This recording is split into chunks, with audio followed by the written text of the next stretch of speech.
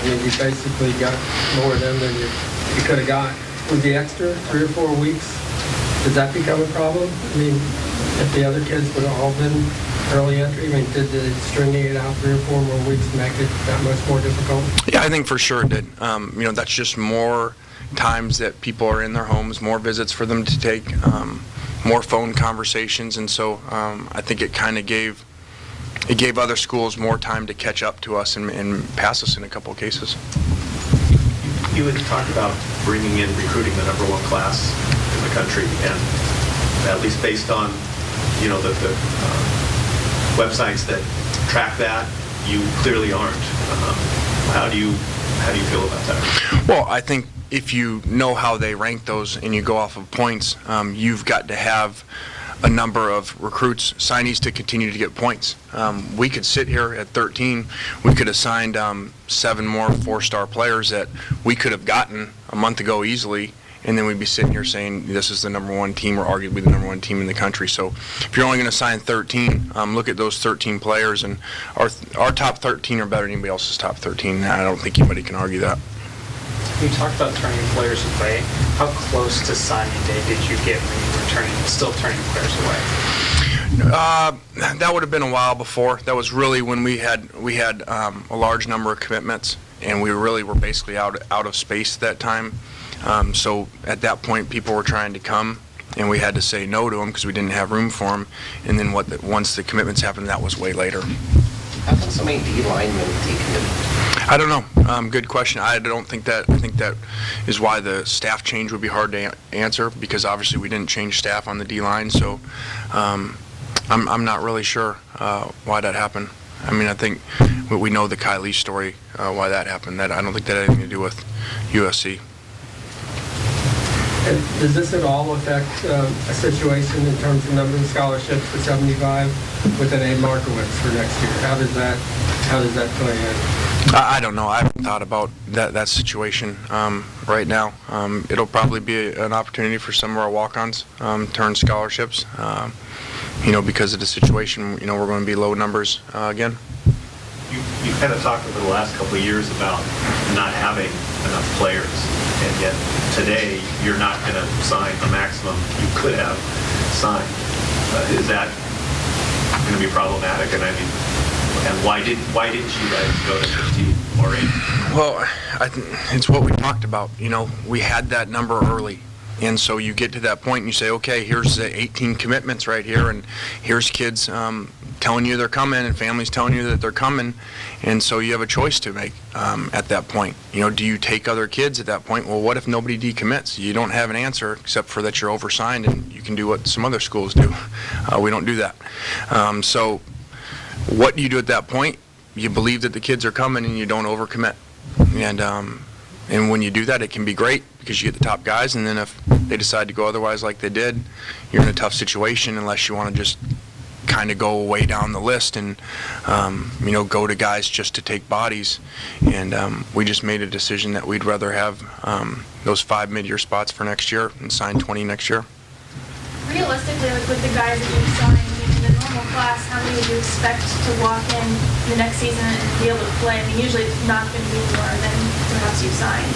Mm-hmm. Yeah, normally not. A lot of times it's 4, 5, 6 guys. I think because of the situation we're put in with our roster limitations, we're looking for all these guys to come in and play, and we're going to need a majority of them to come in and play just based off of numbers. Who are the couple you think might be able to start next year? Yeah, I'm not going to really go into that, obviously because we're so excited about the 13 guys, but I think they're all really impact players. I'll go to the 7 guys that are already here. With the out-of-state guys, with Kenny Bigelow as the number 1 D tackle in the country. Obviously went a long ways to get him, and glad that he's here. Great-looking kid, as you guys will get to see him and meet him. And then Max Brown, the number 1 quarterback in the country, will be right in the middle of a quarterback competition. Sua Cravens and Leon McQuay were the top 2 safeties in America. Pretty amazing that they both came here together. Usually those guys won't do that. And then both came here as mid-years, both phenomenal players. Chris Hawkins gives us a 3rd DB in the group, who's a very good corner. And then Darius Rogers, a receiver who everybody was after a year ago that we signed and pushed back to this year. What is the difference between Cravens and McQuay as far as the type of players? Yeah, I think they're both really good players. We know a little bit more having Sua in camp here, but I think they're both have really good ball skills. They both can run extremely well. They both have great frames. I think they're as good as you see coming out of high school. Are some of the changes you're going to make on defense make it easier for freshmen to play to start, do you think? And will there be some things happening that the freshmen will have a better chance to? I don't know. We've had a number of impact freshmen play for us, including the freshman of the year in Leonard Williams last year. So I think we did a good job of that before. I am very excited about our new defense and our ability to be multiple in 3-4 and 4-3. And I think that's going to create more roles for some of these tweener guys, like some of the guys that we've signed in this class or some of the guys on our roster. Are you guys done, or is there a chance you could sign a player that doesn't sign today, that's still out there? There is a chance. I don't. There's a chance, yeah. Coach, because of the way you referred to a little while ago, the way the season ended, the disappointment there, and across town, the success that they had there, do you anticipate these two schools fighting even more so now for recruits coming into the future? Well, it should be that way. They had a great season, obviously. We had a really bad season, and so we felt the competitiveness in recruiting. They're doing a great job over there. I think the head-to-head results, I'm really excited about what those results are in this class as you look at the kids that went both places, that were offered by both places. But they're doing a great job, and a lot of credit to them. As far as Ty Isaac, he's listed 6'3", over 220. Are you concerned about him growing too big for the running back position? I'm not. We're excited to have a big back, and we think that Ty's going to really bring us a big back that can catch and run out of the backfield as well. Ty's really 6'2", and he's a great prospect and a great kid too. And I think that Ty is another example of these kids that they're really good kids. They went through a lot of negative recruiting, a lot of stuff thrown at them, and remained committed and decided to sign here. Speaks a lot of them. Have any of the ones who stayed said anything to you about being frustrated with the guys who did leave? I mean, this was always presented to me as a very tight-knit class, and a lot of them are here, and some of them did not wind up signing here. I think you'd be surprised. There's a lot made of how kids recruit other kids, and they do a little bit. But when it comes down to the end and watching their relationships, they're very respectful of each other's decisions, regardless of where it is to go. And I've witnessed that a lot in their communication. They may be very tight with each other, just like Jalen Ramsey and these three DBs, where they were extremely tight. Jalen made a decision to go to another great place, and they were very respectful of it. Talked over the years about building a wall around Southern California, and with the limited scholarships, I know you're reaching to get the best players at the position. But this class, these 13, I think there's only 5 kids from Southern California. Do you feel like you guys have lost a little bit of luster, and other programs are able to come in and recruit effectively because of that? Well, I feel like we don't have the numbers. You can't put a fence around Southern California if you don't have enough numbers. If you don't have enough nails to build that fence. So there's going to be some holes in it.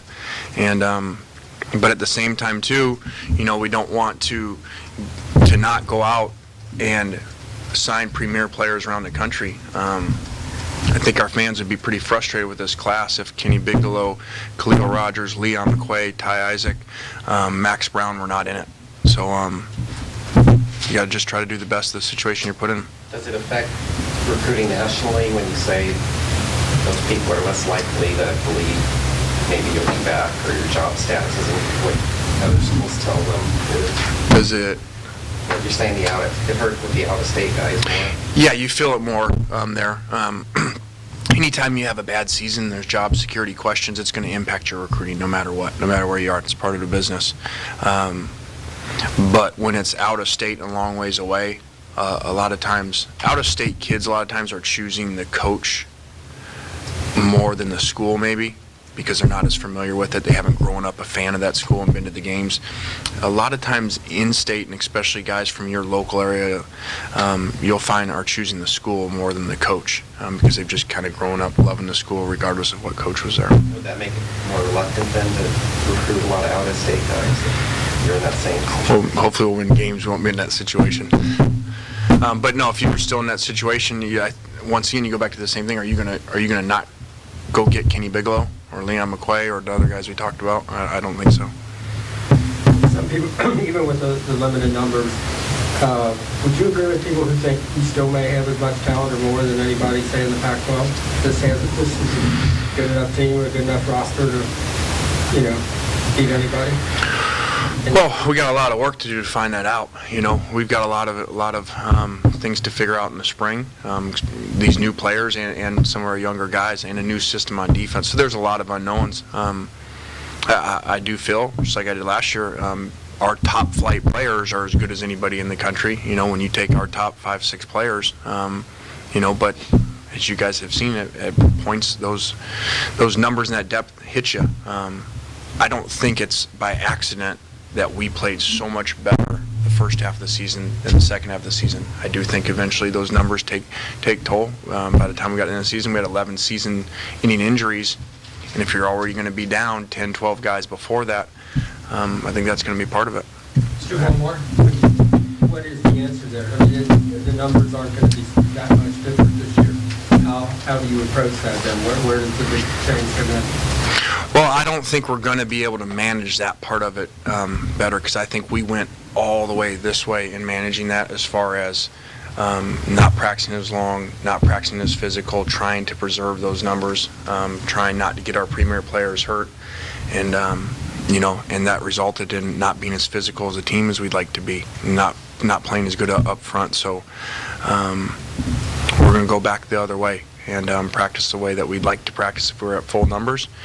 And if we lose a couple guys in that we lose a couple guys, but we'll get back to playing physical football. Is everybody that's on the coaching staff right now going to be back next season?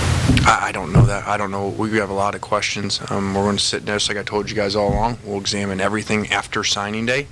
And we've been very slow on some stuff on purpose because we always want to make the best decision. So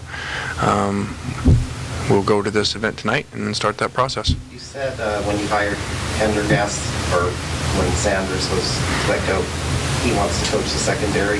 Does that mean you're not hiring a defensive backs coach? I don't think so. The way that we're headed right now is that Clancy will coach the DBs, but we'll continue to explore everything and continue to find out how we're going to figure out the rest of the staff. Thank you. Yep. Well, we start spring ball early March.